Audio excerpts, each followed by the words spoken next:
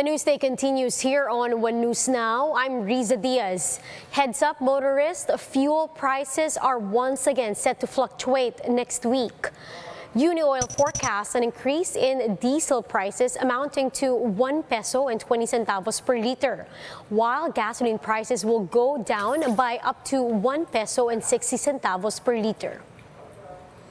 The country is in talks with Russia and 3 other Southeast Asian countries in a bid to address supply and prices issues of fertilizers. Fertilizer and Pesticide Authority Deputy Executive Director Meyer Mula said Russia is willing to supply the country with the fertilizer it needs. He added that the country is also communicating with Thailand and Malaysia, but that there's no assurance that from these countries yet, since they also have their own needs to meet. Currently, there's an uptick in fertilizer prices in the global market due to higher demand and rising freight costs. Now, the government is now addressing the issue with subsidies and adopting other fertilizer strategies. President-elect Bongbong Marcos is now setting in motion his proposed 20 pesos per kilo rice plan. For Marcos, one key issue to be addressed is the aging population of local farmers. He explained that new technologies must be employed in order to attract the youth to pursue farming. Marcos also expressed reservations on the ratification of the Regional Comprehensive Economic Partnership that was signed last year, saying that the country's agricultural sector must first be in a competitive position before the country enters into another trade agreement. Meanwhile, health experts are now preparing to battle monkeypox in case it infects the country. But as they prepare for the virus, the government loosens travel restrictions for inbound passengers. More in this by Faith Del Mundo. Private hospitals say they are ready for monkeypox should it find its way to the country. That's according to Private Hospital Association of the Philippines President Dr. Jose De Grano. Naglabas na po ng memorandum ang Department of Health regarding po yung sa lahat pong paghahanda ng mga different agencies. Just in case magkaroon po ng mga kaso, naghahanda na po ang ating mga lahat na local government units, ang ating Department of Health, na kung sakali ma-contain po agad natin at na huwag po mag-spread na kagad. Speaking at the Laging Handa briefing, De Grano said hospitals are now preparing isolation wards and are on the lookout for anyone presenting symptoms of monkeypox, which includes fever, swollen lymph nodes, rushes, and muscle pains. He added that all cases with the signs and symptoms will be immediately reported to the health department. Meron man po tayong mga isolation wards. Bagong kaso sa atin to, i-report po agad natin to sa Department of Health. Supportive lang po naman ang ating gagawin. I-isolate and then supportive po ang treatment. And since there's no vaccine against monkeypox, yet hospitals can only isolate the sick and treat the symptoms of the disease. Meanwhile, hospitals also see a slight increase in COVID-19 admission rates, but De Grano assures that the cases are still manageable. To ensure the safety of health workers, they have also started the rollout of the second dose of booster shots. Merong slight increase sa mga admissions pero manageable pa naman po. Hindi po naman po masyadong nababahala sa mga symptomatic ang pagbibigay nitong lalo na po itong second booster dose. Pinaprioritize po din natin siyempre yung mga healthcare workers at saka yung pong mga senior citizens. But as health authorities keep an eye on monkeypox, restrictions for inbound passengers have eased. Currently, negative COVID tests are no longer required for fully vaccinated travelers with at least 1 booster dose. Good news po, loosened na po further ang ating travel restrictions. So ang dagdag po nito, ang bago pong update dun po sa mga fully vaccinated na foreign nationals, meaning na meron na po sa nung primary series nila yung first and second dose nila, exempted exempted po sila from presenting the RT-PCR prior to departure po from country of origin kung meron na po silang booster. So kung meron po silang booster shot, so naka first and second dose plus booster shot, exempted na po siya. So malaking bagay po ito to really encourage these foreign nationals, yung mga kababayan din po natin na nakatira na po abroad, na umuwi po at bumisita po dito sa Pilipinas. For News 5, Faith Del Mundo, we are One News. We'll be back with more stories after the break. Keep it here on One News.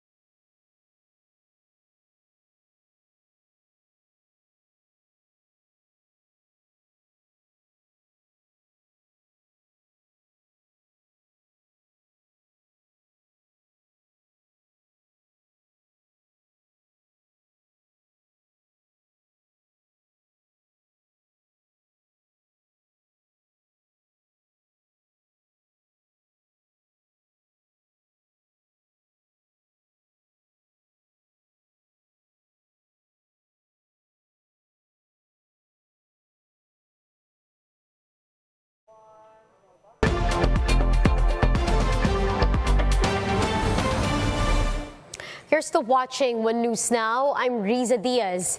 The World Health Organization member states has re-elected Dr. Tedros Adhanom Ghebreyesus as Director General. Ghebreyesus, who was first elected in 2017, headed the WHO's response to the COVID-19 pandemic and now the increasing monkeypox infections in some countries. Now, during the 75th World Health Assembly in Geneva, Ghebreyesus thanked the member states and said he is ready to get on with the work. When you elected me 5 years ago, it was the greatest honor of my life. I thought no honor could be greater But this week, you gave me an even greater honor by electing me for a second term. I'm deeply grateful for and humbled by the support, trust, and confidence of member states. I thank you. It's my honor and my privilege to serve you.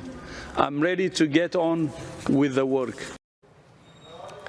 Meanwhile, Ghebreyesus also stressed the need to ensure the health and safety of children, saying that they're among the main reasons for the organization's existence. Today, there are kids just like me growing up all over the world in war, hunger, poverty, and the constant threat of disease. Every year, more than 5 million children either don't survive their own birth or die before their 5th birthday from pneumonia, diarrhea, malaria, and other preventable diseases.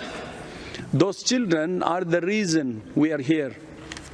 They are the reason we come together to imagine a better world. As we leave this place, as you return to your countries to implement the plans, strategies, and roadmaps you have agreed this week, those children must be our motivation as we continue to work for health for peace and peace for health.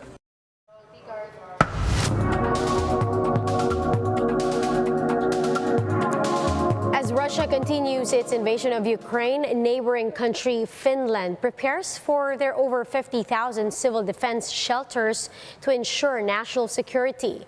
Let's watch this.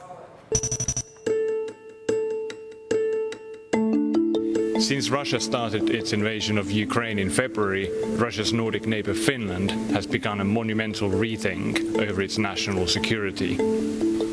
Finland has a unique network of more than 50,000 civil defense shelters that have been built over the last 80 years.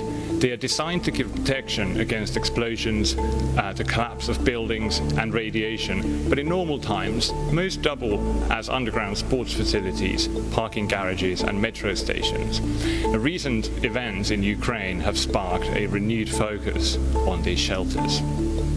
Today we are visiting one in an area called Merihaka in the capital city of Helsinki to find out more. I'm standing inside one of the largest shelters in Helsinki. It has about 15,000 square meters of space and it has room for about 6,000 people. It's got some basic facilities such as beds and toilets and clean drinking water. It's currently used as a sports venue and as a car park. However, they need to be emptied and taken into use within 72 hours should they be needed during a crisis. How safe is this place? Extremely safe. Extremely safe. You're talking about tens of meters of bedrock, modern state-of-the-art filtering system with possibility to take also dangerous chemicals.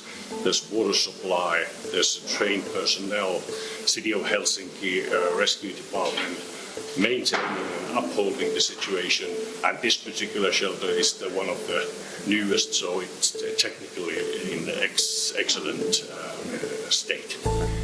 With Finland's parliament, as well as the population of about 5.5 million people now in favor of a membership in the North Atlantic Treaty Organization, and Russia stepping up its threats against such plans, many have also started to consider worst-case scenarios and how to protect the civilian population. And those are the top stories of the hour. Join us later again at 10:15 in the morning as we continue to monitor the day's biggest stories. You can also catch One News on Signal Play app. Register for a free account now at www.signalplay.com and stream One News live anytime, anywhere.